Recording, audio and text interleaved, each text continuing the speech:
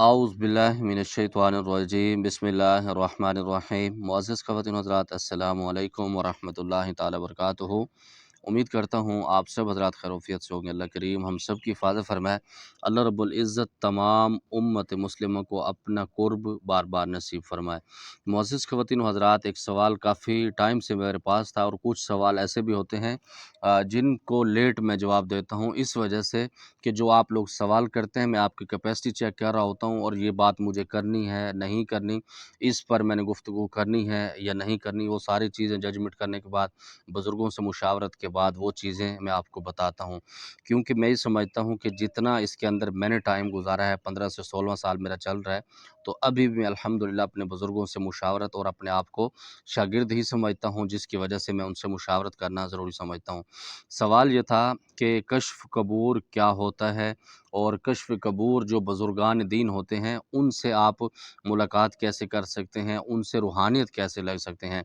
लेकिन इसके अंदर 4 से 5 सवाल बनते हैं। पहला सवाल तो ये बनता है, कश्फ़ कबूर है क्या? और कश्फ़ कबूर का चिल्ला करने का तरीका, कश्फ़ कबूर का चिल्ला कौन लोग कर सकते हैं, कश्फ़ कबूर का चिल्ला क्यों किया जाता है, और किसी भी साहिब कशफ़ या किसी अल्लाह के वली से मुलाकात कैसे होती है, आप उससे मिल कैसे सकते हैं, रूहानियत कैसे हासिल कर सकते हैं, और जो बंदे अल्लाह की इस दुनिया से चले जाते हैं उनसे रूहानियत हासिल करना क्यों ज़रूरी होती है, जो ज़िंदा होते हैं उनसे क्यों फैज़ हासिल नहीं किया जाता। ये सारे सवाल थे जिस पर इंशाअल्लाह बात होगी। वीडियो थोड़ी-सी लंबी हो जाएगी तो आप इसमें बर्दाश्त करेंगे, इंशाअल्लाह ताला बहुत सारी चीज़ें आपको सीखने को मिलेंगी। मुअज़्ज़िज़ ख़वातीन व हज़रात, जब आप रूहानियत के सफ़र पर चढ़ते हैं ना, तो जब आपका एक मकाम आता है तो एंड पर मैं ये समझता हूँ कि जो मुर्शिद करीम होता है वो एक आपको तोहफ़ा देता है। तोहफ़े के अंदर ये होता है, ये सबसे बड़ा तोहफ़ा है, क्योंकि जो आप के सामने मुर्दा है, मिसाल के तौर पर दुनिया से तो चले जाते हैं ना, तो दुनिया में उनका नाम एक मुर्दा होता है, सिर्फ़ एक शहीद का लक़ब है, जो उसको आप मुर्दा नहीं कह सकते, वरना सारे जो भी जाते हैं अंबिया के अलावा आप उनको सबको उसी कैटेगरी में देखते हैं, ठीक है। जब वो दुनिया से चले जाते हैं तो उनसे बात करना, उनसे मुलाकात करना, मैं ये समझता हूँ ये सबसे बड़ा अल्लाह रब्बुल इज़्ज़त की तरफ से मौजज़ा है, और जो इंसान आपको करा रहा होता है तो उसकी तरफ से सबसे बड़ी करामात यही होती हैं, बड़ी करामत यही होती है।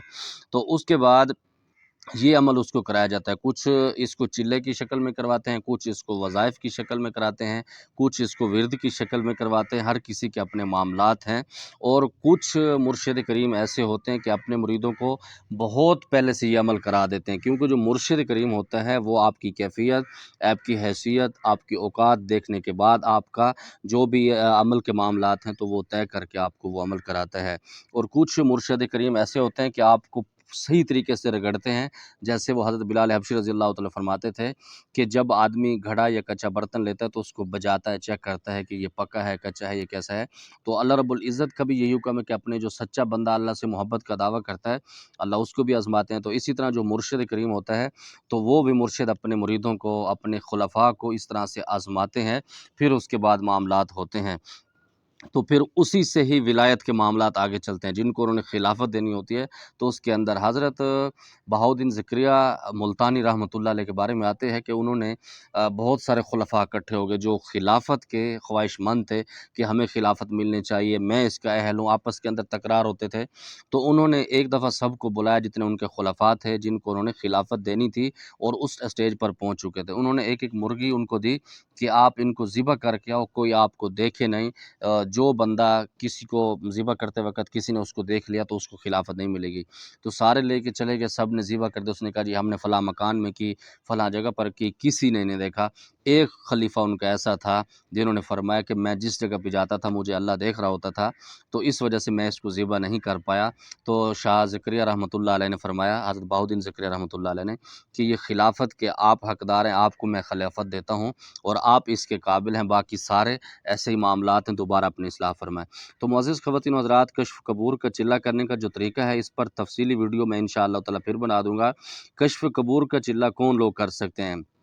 اس میں ہر بندہ نہیں کر سکتا جو روحانیت کے اندر بہت سارا مقام حاصل کر چکا. مثال کے طور پر اگر وہ عملیات کے اندر ہے تو کم از کم اس نے سورہ مزمل، سورہ جن اور اس کے ساتھ حصار کا عمل کیا ہو تو تب اس طرف ہے، ورنہ اس طرف نہ ہے. کیونکہ یہ میں سمجھتا ہوں عملیات کے اندر سب سے مشکل اوکھا سٹیج یہی ہے. اس کے اندر پاگل سے تو کیا آپ کی جان بالکل جا سکتی ہے، یہ پہلا آپشن ہوتا ہے. اور آخری آپشن کا تو آپ سوچ بھی نہیں سکتے کہ پورا خاندان بھی آپ کا لپیٹ میں آ سکتا ہے، آپ کے بچے اس کے اندر تباہ ہو سکتے ہیں. اور کشف قبور کیوں کیا جاتا ہے؟ کشف قبور اس لیے کرتے ہیں اکثر بزرگان دین، وہ یہ سمجھتے ہیں کہ ہم نے جو اللہ رب العزت کی اتنی ریاضت کی ہے، اللہ رب العزت کی بارگاہ میں اپنا ذکر کیا ہے، گڑ گڑائی کی ہے، تو ہمیں کچھ یہ چاہیے کہ اللہ رب العزت کوئی خاص انعام دیں جس کی وجہ سے وہ اس طرف آتے ہیں. اور کچھ بزرگان دین ایسے بھی ہوتے ہیں وہ اس طرف توجہ نہیں دیتے، کیونکہ وہ یہ سمجھتے ہیں کہ جو اللہ نے عطا کر دیا وہ اس پر میں راضی ہوں، اس پر خوش ہوں. اور اسی طریقے سے کسی اللہ کے ولی سے قبر میں ملاقات کا عمل بتا دیں، وہ اس کے اندر آ جائے گا. جو بندہ کشف قبور کر لیتا ہے اس کا ٹارگٹ یہی ہوتا ہے کہ جب وہ عمل کر رہا ہوتا ہے اس کے اندر بہت سارے مشکلات آتے ہیں، بہت ساری تکلیفیں آتی ہیں. اس کے بعد جب ان کے معاملات طے ہو جاتے ہیں، لوازمات طے ہوتے ہیں، اس کے بعد آپ جس قبر پر، جس دربار پر آپ جا کے بیٹھیں گے انشاءاللہ تعالیٰ آپ ان کی زیارت کر کے اٹھیں گے. اس کے اندر غلط آپ کے مقاصد نہیں ہوں گے. پہلے نمبر پر تو جو کشف قبور کرتا ہے اس کے اندر غلط مقاصد نکل جاتے ہیں، یا اس کے اندر غلط مقاصد ہوتے ہیں تو وہ خود اس لائن سے ہٹ جاتا ہے، مطلب اس کی جان چلی جاتی ہے یا وہ پاگل ہو جاتا ہے، اس قابل نہیں رہتا. اسی طریقے سے پھر آپ جب اس کی ریاضت کرتے ہیں، مطلب آپ نے کشف قبور کا چلہ یا اس کا وظیفہ کر لیا، آپ کو جو لوازمات ملنے تھے، جو انعام و اکرام ملنے تھے وہ آپ کو مل گئے، تو پھر آپ جس قبر پر جا کے بیٹھیں گے تو ان سے اپنا حال معلوم کر سکتے ہیں، ان سے حال وال پوچھ بھی لیتے ہیں. وہ روحانیت کا ایک سسٹم ہوتا ہے. اور اس میں جو مین سوال تھا وہ یہ تھا کہ جو لوگ اس دنیا سے چلے جا چکے ان سے فیض کیوں لیا جاتا ہے؟ میرے بابا اس میں یہ ہوتا ہے کہ کچھ فیض اللہ رب العزت نے ان کے تھرو دینا ہوتا ہے تاکہ ایک دنیا کو چلانا ہے. اللہ رب العزت وہ بتاتے ہیں کہ جو میں چاہوں ان اللہ علی کل شیء قدیر کی طاقت میرے پاس ہے، میں مردوں سے بھی آپ کے وہ معاملات کلیئر کروا سکتا ہوں. اسی طرح بہت سارے بزرگان دین کے ایسے معاملات تھے کہ جن کے ان کے اپنے شجرے سے بھی ان سے معاملات نہیں چلے، ان کو خلافت، ان کو اجازت نہیں ملی، تو اللہ رب العزت نے کسی اللہ کے ولی سے اور کسی بھی دربار سے ان کو اللہ رب العزت نے وہ روحانیت کا سفر ان کو جاری فرمایا ہے. لیکن باطنی طور پر، ظاہری طور پر ان کا مرشد ضروری ہوتا ہے، وہ ہوتا ہے، لیکن باطنی طور پر وہ ایک سسٹم ہے اس میں چلتا ہے. جیسے کہ میں نے بھی پچھلی ویڈیو میں بتایا تھا کہ میرے معاملات بھی ایسے چلے. پھر حضرت سلطان باؤ رحمۃ اللہ علیہ نے اپنی بارگاہ سے مجھے اسم الذات کا ذکر بھی دیا، الحمدللہ میں اس کو کر رہا ہوں، تو اس میں یہ معاملات ہوتے ہیں. اور جو لوگ چاہتے ہیں کہ اللہ کے ولی سے قبر میں ملاقات ہو، اس کا عمل یہ ہے کہ آپ جب کشف قبور کرتے ہیں نا، اس کے اندر پھر جب آپ کسی بھی جگہ پر جا کے بیٹھتے ہیں تو اس میں ہوتا ہے. الحمدللہ میں پچھلے دنوں میں صحابہ کی قبروں پر تھا پشاور میں، تقریباً غالباً 7 یا 8 صحابہ کی مشترکہ قبریں ہیں، تو الحمدللہ رب العزت نے ان کی زیارتوں سے مالا مال فرمایا. یہ چیزیں بتانے کی نہیں ہوتی، صرف اس لیے بتاتا ہوں کہ یہ دنیا ایک حقیقت ہے، اس طریقے سے ہو جاتا ہے. معزز خواتین و حضرات، اس میں اتنا آسان نہیں چلہ کرنا، کیونکہ ہمارے ایک بزرگ نے چلہ کیا تھا. پہلے اس میں چلہ کیا تھا؟ قبرستان کے اندر جا کے رات کو عشاء کی نماز کے بعد لے کر صبح کی نماز تک ایک پاؤں پر کھڑے ہونا ہے.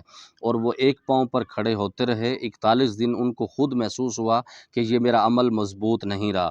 پھر انہوں نے دوسرے 41 دن اس کا وہ کیا، اپنا خود مرشد سے اجازت لے کے پھر دوبارہ عمل سٹارٹ کیا. اور ہم کیا کرتے ہیں، ہم کامیاب اس لیے نہیں ہوتے، ہم یہ سمجھتے ہیں کہ ہمارا جو چلہ ہے وہ 3 دن کا، اس کے اندر پریاں اتر جائیں، کشف قبور ہو جائے، اس کے اندر ملائکہ نعوذ باللہ، اس کے بعد ہمارے موکل ہمارے سامنے آ کے بیٹھ جائیں، ہم ذات کو ہم حاضر کر لیں. بابا اس طریقے سے نہیں ہوتا، اس کے لیے بہت ساری محنت ہے. کچھ لوگ کشف قبور قبرستان کے اندر کرواتے ہیں، کوئی دریا کے اندر کرواتے ہیں، اور سردی کے اندر ٹھنڈے پانی میں بھی یہ عمل کیا جاتا ہے. بہت سارے اس کے معاملات ہوتے ہیں، ہر مرشد اس کی کیفیت دیکھ کے وہ عمل کرواتا ہے. اسی طریقے سے وہ ہمارے بزرگ فرماتے ہیں کہ دوسرا چلہ جب میں نے مکمل کیا تو کچھ اس کے اندر مشاہدات، نظارے، یہ چیزیں کچھ بھی نہیں ہوئی. تو وہ کہتے ہیں کہ میں نے سمجھا کہ یہ میرا عمل یہ بھی باطل ہے، میں تیسرا عمل کا وہ کرتا ہوں، نیت کرتا ہوں. انہوں نے تیسرے چلے کی نیت کی. جب وہ تیسرا چلہ کیا تو وہ کہتے ہیں کہ جب میں پڑھ رہا تھا اس وقت میرے پاؤں پر ایک جو بچھو ہوتا ہے اس نے آ کے ڈسا. جب ڈسا تو وہ کہتے ہیں کہ مجھے زہر میرے پاؤں کی طرف پھیل گیا. اب مزے کی بات یہ ہے کہ وہ کہتے ہیں کہ جب بچھو کاٹتا ہے نا، زہر پھیلتے تو آدمی جسم سن ہو جاتا ہے اور آدمی بالکل ٹھنڈا پڑ جاتا ہے. وہ کہتے ہیں کہ میرے جسم کے اندر ایک عجیب روحانیت عجیب قسم کی ایک ٹھنڈک، عجیب قسم کی ایک مطلب روحانیت آ رہی تھی کہ میں خود حیران تھا۔ وہ کہتے ہیں جب میرے وہ سر تک گئی تو انہوں نے مجھ سے پوچھا کیا چاہتے ہو؟ میں نے کہا میری کوئی ڈیمانڈ نہیں ہے، میں اللہ کی رضا کے لیے عمل کر رہا تھا، بس مجھے اللہ کی رضا چاہیے۔ تو وہ ہمارے بزرگ فرماتے ہیں کہ اس 3 عمل کے بعد پھر اللہ رب العزت نے وہ مقام دیا کہ میں اس مقام تک پہنچا ہوں۔ معزز خواتین و حضرات، آپ سمجھتے ہیں کہ اگر آپ اس طرح کا قدم، ہو سکتا ہے آپ کو 4 چلے بھی اس کے اندر کرنا پڑ جائیں، 5 کم از کم 7 تک تو آپ اپنے ذہن کے اندر رکھیں کہ جب آپ 7 چلے کریں گے تو انشاءاللہ تعالی اس میں پھر کنفرم ہے ہوگا، لیکن اس کے اندر لالچ کو اس طریقے سے معاملات نہیں ہونے چاہیے۔ اور اب آپ یہ بھی سوال کریں گے قاری صاحب اگر آپ نے یہ عمل کیا ہے نہیں کیا، تو کچھ چیزیں ایسی ہوتی ہیں راز کی کہ میں وہ نہیں بتاتا، کیونکہ عملیات بھی راز مانگتا ہے اور کچھ روحانیت بھی ایسی ہے وہ راز مانگتی ہے، تو اس کو راز رکھنا ضروری ہوتا ہے۔ ہاں جب بزرگوں سے اجازت ملے گی تو میں اس پہ بتا دوں گا کہ میں نے یہ عمل کیا ہے نہیں کیا، اگر کیا ہے تو کتنا اس پہ ٹائم لگا ہے۔ تو انشاءاللہ تعالی پھر کسی نیکسٹ ویڈیو میں آپ کو بتاؤں گا کہ اس کے طریقہ کار کیا ہوتا ہے، اس کے لوازمات کیا ہوتے ہیں۔ اس کے لوازمات بس یہی ہیں: سورۃ مزمل، سورت جن کا عمل ضرور کیا ہو، حصار کا عمل کیا ہو، اور پرہیزگاری کا بہت زیادہ خیال ہو، پاکی کا، پلیتی کا اس کو خیال تمیز ہونا ضروری ہے، ورنہ اس کے اندر رجت کے معاملات تو بہت زیادہ چھوٹے ہیں، پورا خاندان اس کے اندر تباہ ہوتا ہے۔ اللہ رب العزت کی بارگاہ سے دعا گو ہوں کہ اللہ رب العزت تمام امت مسلمہ کو اپنے خزانے سے روحانیت سے مالا مال فرمائے، کیونکہ جو کشف قبور کے معاملات ہیں یا کسی اللہ کے ولی سے قرب حاصل لینا بہت مشکل کام ہے، وہاں پر جا کے بیٹھنا پڑتا ہے مراقبے کے اندر، اور سب کچھ اپنے آپ کو مار دینا پڑتا ہے۔ پھر یہ ہوتا ہے کہ آپ کی اس سے دل لگ جاتی ہے، پھر آپ پورے گھنٹے پچھلے سال غالباً یا اس سے پچھلے سال بونیر کی طرف کپی کی ثوابی سے آگے تقریباً 2.5-3 گھنٹے کا سفر ہے، بونیر کی طرف پیر بابا کی درگاہ پر میں ایک مریض کو لے کر گیا، تو جب وہاں پر میں نے مراقبہ کیا تو میرے مریض خود تنگ ہو گئے تھے، کہتے استاد جی آپ اتنی دیر بیٹھے تھے، تقریباً 3 سے 4 گھنٹے، اور مجھے ہوش بھی نہیں تھا کہ میں کس پوزیشن میں ہوں، تو اس کے اندر ایسا میں غرق ہو گیا۔ تو جب میں اٹھا تھا تو میں نے ان کو کہا تھا، میں نے کہا بابا آپ مجھے معاف کرنا، بہت سارا ٹائم میں نے آپ کا لیا ہے، لیکن ظاہر ہے سسٹم ایسا ہے کہ جب آدمی جس کام کے لیے جاتا ہے وہ کام نہ ہو تو مزہ نہیں آتا۔ معزز خواتین و حضرات، اللہ رب العزت کی بارگاہ سے دعا کرتا ہوں کہ اللہ رب العزت جو باتیں آپ کو بتائیں اللہ اپنی بارگاہ میں قبول فرمائے، اور یقیناً اس میں بہت ساری چیزیں آپ کو سیکھنے کو ملی ہوں گی، اور کوشش کیا کریں کہ آپ مرشد تلاش کے کریں۔ اور کچھ لوگ کشف قبور اس وجہ سے کرتے ہیں کہ کشف قبور سے روحانیت آسانی سے مل جاتی ہے، مرشد کی منتیں کرنی پڑتی ہیں، ان کے جوتے سیدھے کرنے پڑتے ہیں، تو بالکل غلط بات ہے۔ جو مرشد کی آپ خدمت کریں گے، کیونکہ خدمت سے خدا مل جاتا ہے، جب آپ خدمت کرتے ہیں نا تو اللہ رب العزت بغیر وظیفے، بغیر چلے کے، بغیر ریاضتوں کے آپ کو بہت سارا مقام دیتے ہیں، اور اللہ رب العزت نے اس فقیر کو بہت ساری چیزیں اس طریقے سے عطا کی جو میں کہتا ہوں غریبی کے طور پر، کیونکہ کشف قبور میں کہتا ہوں دنیا کا آخری اور اسٹیج آخری ہے، وہ آخری عمل ہے جس کے اندر بہت ساری محنت کرنی پڑتی ہے، پھر جا کے کچھ معاملات بنتے ہیں۔ اس طریقے سے بہتر ہے کہ آپ اپنے مرشد سے رابطہ کر سے ان سے اپنے معاملات طے کر کے اس سفر پر جاری ہوں۔ اللہ رب العزت ہم سب کی حفاظت فرمائے۔ زماد پر خاص دعا کا ادا خدائی پامان۔ السلام علیکم۔